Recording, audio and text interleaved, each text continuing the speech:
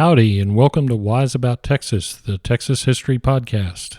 This is your host, Ken Wise, and I want to thank you for listening to the show today and for your interest in the history of the great state of Texas. I hope you're telling your friends to get wise about Texas.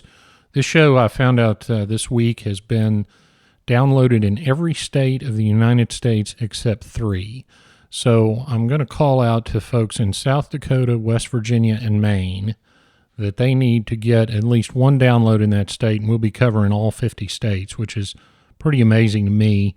And I'm so glad that it's being well received and that people are interested in Texas history. It is fun to talk about, and I hope that this podcast will continue, and I'm going to do it just absolutely as long as I can. I also want to say thanks to everybody who sent in suggestions for the show. The number of downloads of this show has been increasing. The rate of increase itself has also been increasing, and so I'm getting a lot more feedback. I really appreciate it.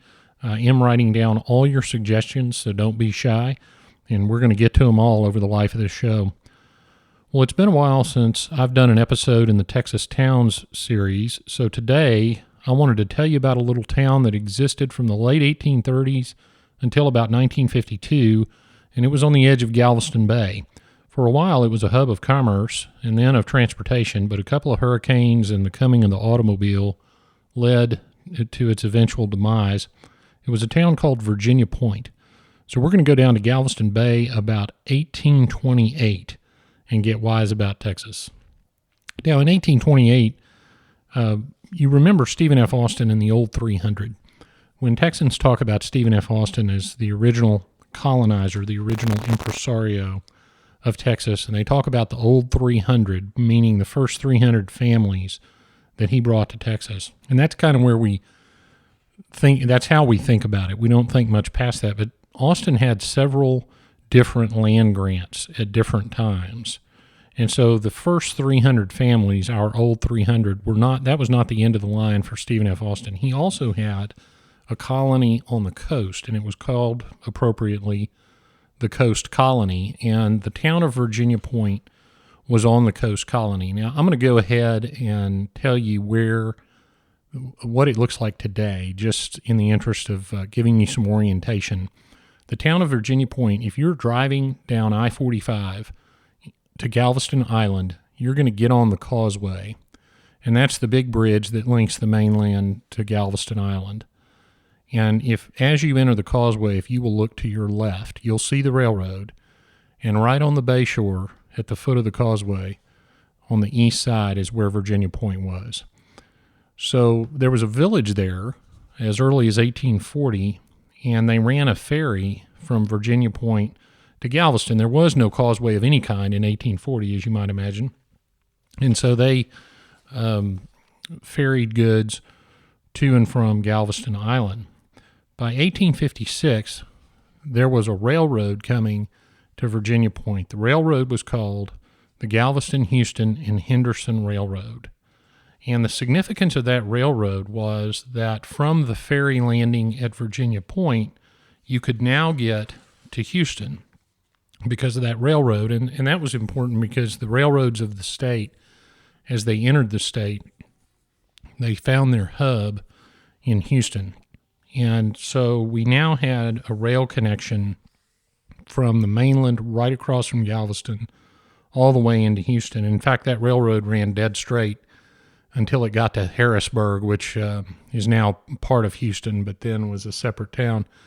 And there were only 2 curves right at Harrisburg, so that was a very straight shot from Virginia Point to Harrisburg, and it was called the Old Reliable Short Line because it only ran for 50 miles. Well, there was a railroad bridge that was built from Virginia Point into Galveston in 1860. So now the train didn't even have to stop from Houston. It could go right into Galveston. And they used that train, that bridge, and the Galveston, Houston, Henderson Railroad to run goods back and forth to blockade runners during the Civil War. Now, the Galveston, Houston, and Henderson Railroad lasted a long time. It ended up in a lot of litigation. It was sold and reorganized under the original charter and the original name several times. It actually started carrying the Galveston newspaper into Houston in 1877, so it was a news train. Then we had the 1900 storm, which destroyed the bridge that the company had built across the bay. So the company then used, the GH&H then used the Gulf, Colorado, and Santa Fe Bridge until a new causeway was built in 1912. Now the railroad began to decline a little bit and became merely a terminal operation in Galveston, and it finally merged into the Missouri Pacific in 1989. But the Galveston, Houston, and Henderson Old Reliable Short Line operated for 136 years under its original charter and name, and no railroad in Texas has done it longer.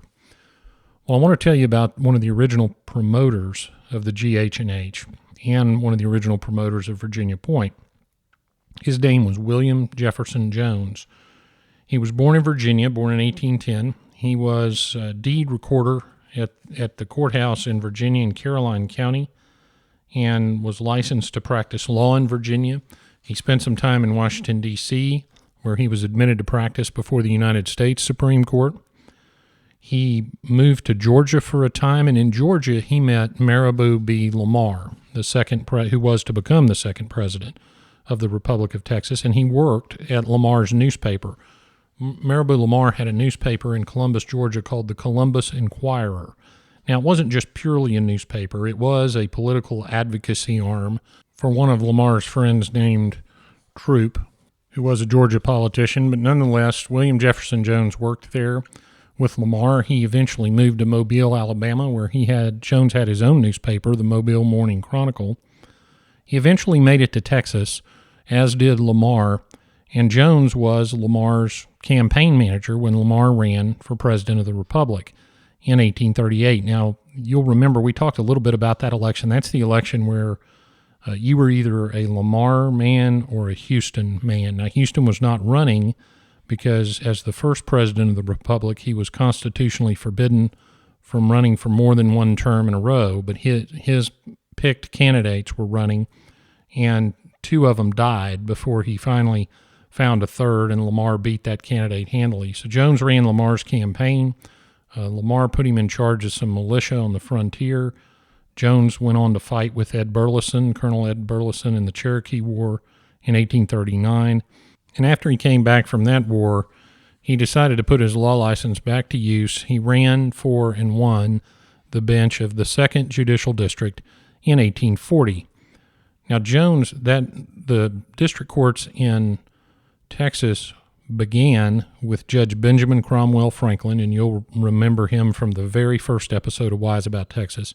And he convened the first court, which happened to be in the 2nd Judicial District, in 1837 under the government of the Republic. But in those short 3 years, Jones was actually the 4th judge to serve on that same bench. The court was only 3 years old. Franklin had resigned after a couple of years.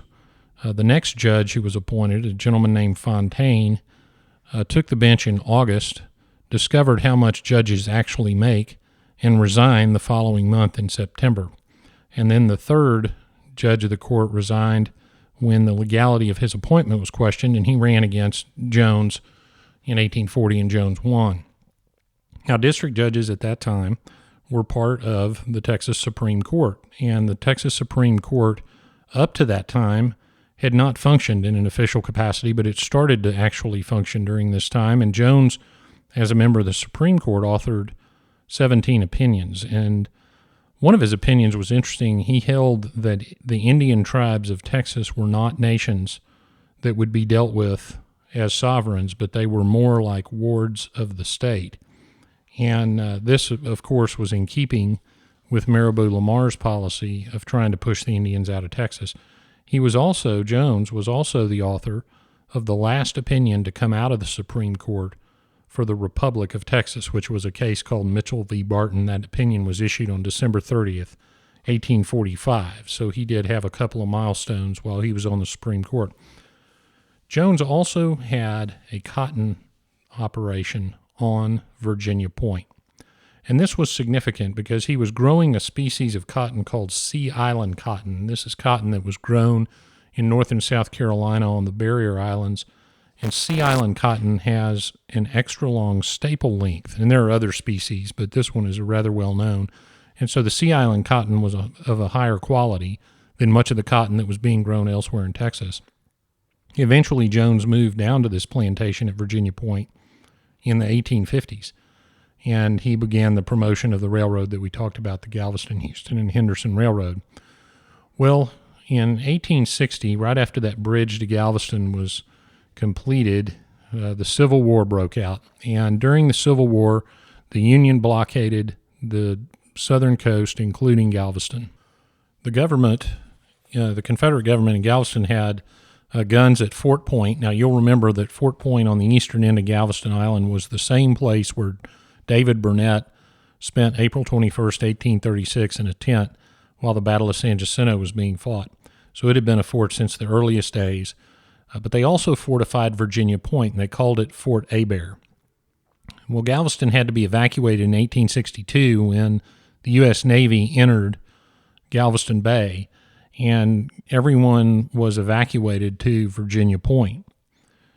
They stayed at Virginia Point, and then General John Magruder launched his attack on the Union ships from Virginia Point and recaptured Galveston in the famous Battle of Galveston. And, of course, as you might expect, I'm going to save that story for its own episode because it's a great story. But Virginia Point played a significant role during that time. Well, fast forward to 1893, because by 1893, there were 3 railroad bridges and a wagon bridge. Now, at that time, the railroads each built their own bridge. So you had plenty of traffic through Virginia Point. Now, if you want to compare it to today, think about that enormous Buc-ee's that they built in Texas City. When you're on your way to Galveston and needed to stop, I'd say back then, not having a Buc-ee's in 1893, you probably stopped at Virginia Point. So there was a ton of traffic. And the Jones family, by this time, William Jefferson Jones was fairly elderly. His son, Walter C. Jones, wanted to expand Virginia Point and lay out an actual city. He had a little bit of trouble getting that started, and of course, 7 years later, we had the Great Storm of 1900. Well, even after the 1900 storm, Virginia Point was still plugging along. It had some houses, it had some recreational bay fishing camps and such. But then we had the 1915 storm. Now, we don't talk a lot about that storm. I did a 3-part episode earlier this year on the 1900 storm, but the 1915 storm was fairly significant, and it really was the death knell to Virginia Point. It destroyed almost every structure except for one structure that had to do with the railroad drawbridge, and then a couple of other small structures. So it really destroyed Virginia Point. Activity continued around the area from time to time. Some of the fishing camps were rebuilt. When I-45 started getting built in the mid-20th century, there was a lot of activity in the area, as you might imagine, being the foot of the causeway. The University of Texas operated a shell and topsoil company in the area, utilizing some of the bayshore. And then eventually the city of Texas City annexed the Virginia Point area in the 50s. Now, there's one other little interesting story I want to mention, and we're going to go back to William Jefferson Jones. He died, by the way, in 1897, but we're going to go back to his time on the Supreme Court and the time right after the Civil War. He was on the Supreme Court in the 1840s, and I mentioned earlier that he'd written that opinion holding that the Indian tribes of Texas were not sovereign nations or entitled to equal treatment, but rather they were more like wards of the state to be managed, which is not something that we believe in today, but at that time was a fairly significant issue. And one of the things that he cited in that opinion was a discussion about comparing the Indians to the master-slave relationships that also existed at that time. Well, if you go to the period right after the Civil War, remember that William Jefferson Jones had that huge cotton plantation. Well, he set aside 320 acres of his land to divide up and sell to the newly freed slaves, and he sold it on very favorable terms to families that he considered industrious. And it turns out that some of those families, many of those families actually, were headed by men who had been cowboys for George Washington Butler. George Washington Butler came over in the 1850s from Louisiana along with his brother and they established the premier Longhorn Ranch in Texas in what is now League City. And so many of his cowboys were black cowboys, and they bought this land in William Jefferson Jones' 320-acre settlement. And that's, in fact, what they called it. The residents called it the settlement. Some of the Galveston residents called it Campbellville because the preacher was named Campbell, but it's generally known as the settlement. The electric railroad that used to run from Galveston and Houston, called the Interurban, split the settlement in half, and the area began being called Highland Station for a stop on the railroad. And it was a thriving area into the early 1900s. And in 1953, Texas City annexed the area called the settlement, along with much of the other Jones land that we discussed. Well, Virginia Point was always a center of activity in Texas going back to the 1820s, but it never did quite become the city that William Jefferson Jones envisioned. Now, the ease with which we travel to Galveston now has probably been the reason that the area didn't develop more. But for a long while, Virginia Point made significant contributions to the Gulf Coast of Texas. Well, now we come to the part of the show called Getting There, where I tell you how to find some of the places that I talk about in the episode. Now, I mentioned this earlier in the episode, but I'll go ahead and tell you again. The town of Virginia Point was located as you drive south on I-45 to Galveston, right before you enter the causeway on the bay shore. Look to your left. That's to the east, and that's where Virginia Point was. At low tide, there's a road called Virginia Point Road, and you can go in there, and I'll try to drive down there in the next few days, take a few pictures for you and put them on the website and see what's still there. The railroad tracks, of course, still cross the bay right at that point, but I don't think there are any above-ground structures left from the town.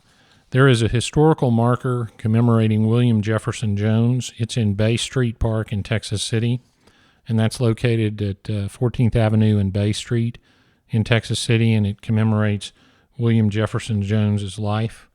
There's also a historical marker commemorating the settlement, and that's located at 117, that's 117 South Bell Drive in Texas City, and there's a historic house and a fenced-off yard, and there's some other information there that you can see about the original families that worked there in connection with the George Washington Butler Cowboys, and the historical marker is there commemorating the settlement. There's also a very interesting marker also in Bay Street Park in Texas City at Bay Street and 14th Avenue North, commemorating the site of Austenia. Austenia was a town located in Austin's coastal colony, a little bit north of where the historical marker is. And it turns out that Stephen F. Austin was interested in establishing foreign trade in ports in the Galveston area. That was an idea that he really pushed. And the Mexican government, of course, didn't want that, forbid it, and that was one of the things that disturbed the citizens of Texas and incited them to revolution. But they had established what was going to be a port called Austenia, and after Stephen F. Austin died, his sister Emily Austin Bryan Perry owned Austenia, and there had been plans to build houses and build a railroad from Austenia to other parts of the colony, but it just never did come about. So check that marker out too.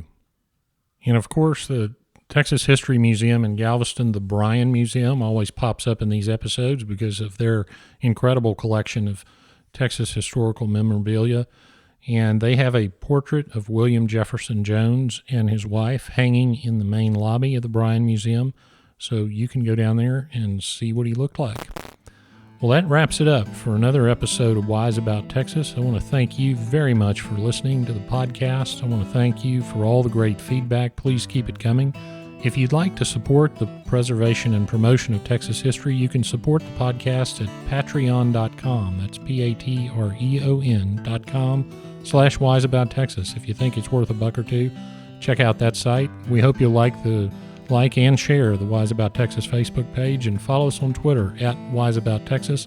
Same at Instagram at Wise About Texas. Well, thanks again for listening to this episode. Go out and do something for Texas today. And until next time, God bless Texas, and we'll see you down the road.